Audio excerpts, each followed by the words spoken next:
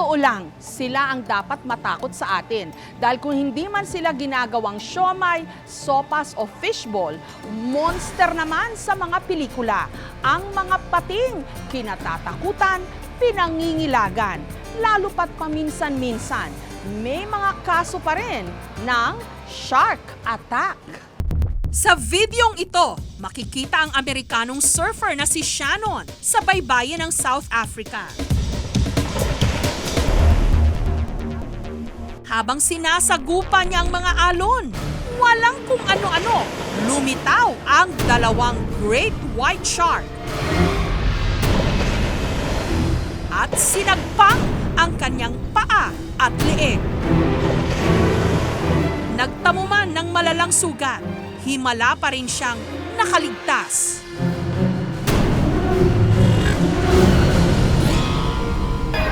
Habang lumalangoy naman sa kalagitnaan ng Pacific Ocean si Heather.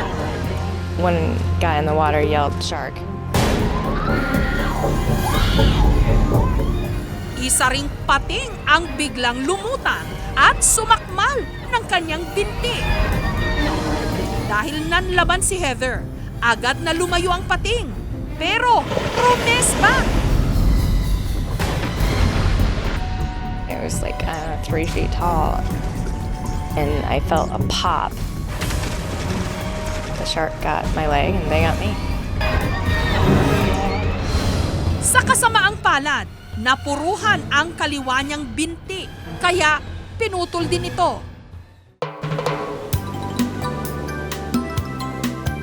Ngayong papasok na ang tag-init, marami sa atin, tiyak, magsuswimming sa dagat.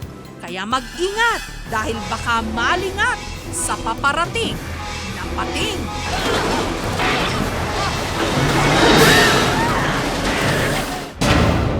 Pero kung tutuusin, ang mga pating, hindi raw talaga kumakain ng tao. Kadalasan lang daw kasi na pagkakamalan ng mga pating na prey o pagkain ang mga surfer. Lalo pa yung mga naka-wetsuit sa ilalim kasi ng dagat. Ang mga may suot nito, nagmimistulang seal na paboritong pagkain ng mga pating. Sa nakalipas na 400 taon, mahigit 2,000 kaso na ng shark attack ang naitala sa buong mundo.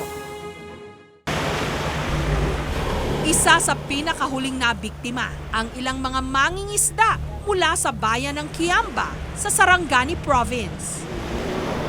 Kabilang na si Eleazar.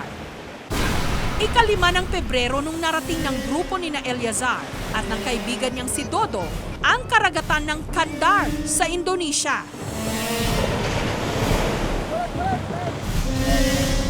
Pero ang 2 araw nilang paglalayag nahinto nung nagkaaberya ang makina ng kanilang bangka.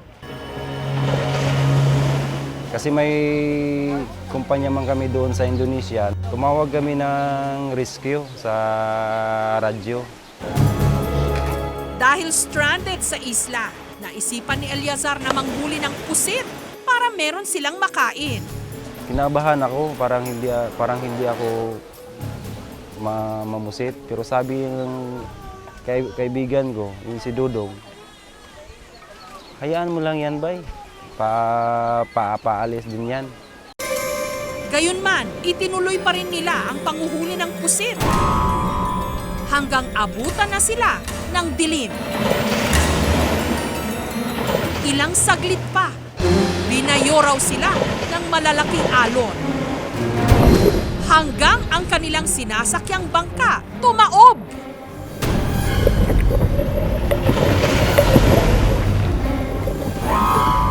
Nine to 10 o'clock ng gabi, kinagat na ako dito sa binti na ito, natay na ito, yung ganyan. Sabi ko sa kanya, bay, mayroong isda na kumagat sa akin. Sabi, bay, malaki yung sugat mo. Dito na nila napagtanto, pating na pala ang umaatake sa kanila. Saan ang pating? Doon! Tansya ni Eleazar, halos 10 pating daw ang sabay-sabay na sumasakmal sa kanila.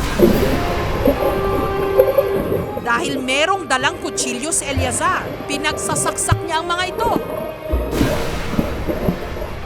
Pero si Dodong, wala raw kalaban-laban. Sugat-sugat ang binti at kamay.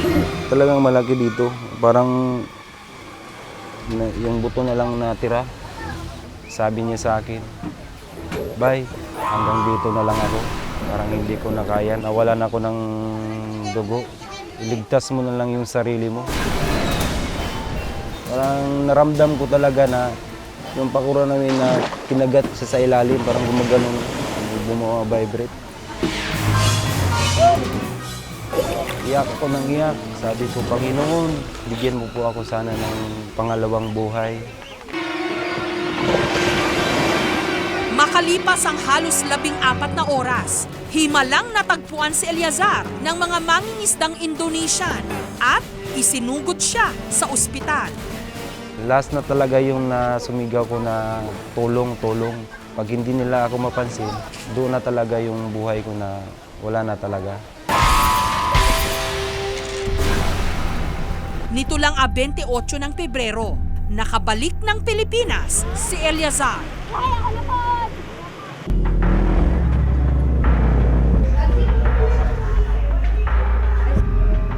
Ang sugat niya sa kanang binti, kinailangang tahiin ng 30 beses. Samantala, nagdadalamhati ngayon ang pamilya ng kaibigan niyang si Dodong. Ilang araw pa siya nawala sa amin. Lagi nagabalik sa isip namin, sa paningin namin na parang buhay pa talaga siya. Mahal din kong igsuot. Na-miss na lang ko siya. Hindi raw imposibleng pating talaga ang umatake kina Eleazar at Dodong. Nagmarka kasi sa sugat ni Eleazar ang mga pangil ng pating. Ang pagkalaglag daw nila sa bangka ang maaring naging hudyat sa mga pating para sila'y atakihin. Galaw ng tubig, parang signal po yon sa ibig sabihin yung may pagkain, malamang nasugatan din siya, posible po. Napagkamalan lang, napagkain siya. Kasi itong pating in the wild, they normally kinakain nila yung mga hayop na may sakit, yung mga may sugat, parang tagalinis sila. Yun ang purpose actually ng mga pating. Meron naman daw paraan para malabanan at makaligtas sa mga shark attack. Kapag magsiswimming ka, tanggalin mo lahat ng mga items na kulay silver o reflective. Dahil posibleng isipin ng pating na ito ay isang silver na isda. Pero sa oras na inatake ka na raw nito, kailangan mo nang manlaban. Sisisid ka rin, harapin mo, tapos subukan mong itulak o itusukin mo ang mata. Kasi yung pinaka-sensitive nila is mata, at the same time itong sa hasang na banda. Studies have shown that on the average, between 4 and 5 people die every year from shark attacks. For every person na napapatay ng pating, 20 million na pating yung pinapatay natin. Dahil every year, 100 plus million sharks ang hinuhuli natin upang kunin ang karne o ang liver or ang palikpik. Sa mahigit 470 klase ng mga pating, 3 lang daw sa mga ito ang talagang agresibo. Katulad ng tiger shark na kadalasang makikita sa Pacific Ocean. Bull sharks ang pinakamarami sa Atlantic at Indian Ocean. Pati na ang mabangis na great white shark. Kaya hindi naman daw dapat pangilagan ang mga pating sa lahat ng pagkakataon. Katunayan, sa Tiger Beach sa isla ng Bahamas, nahahawakan at nakakasalamuhan ng mga diver ang mga tiger shark at lemon shark.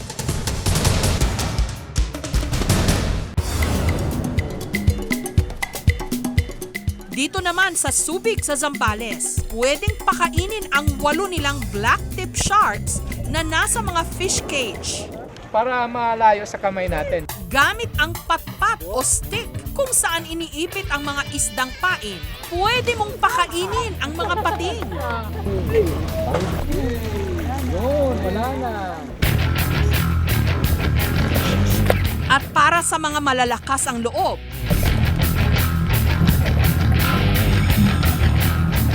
pwede ritong sumisid kasabay ng mga black tip shark. Yung guest dapat is a trained diver or certified diver po. There it is! It's coming! It's coming! Dinalaki tayo ng mga Hollywood film na takot sa mga pating. Kahit pa kung tutuusin, iilan lang pala sa kanila ang may kakayahang maghasik ng lagim. Katunayan, sila pa nga ngayon ang humihingi sa atin ng saklolo dahil tayo rin ang lumalapastangan sa kanila.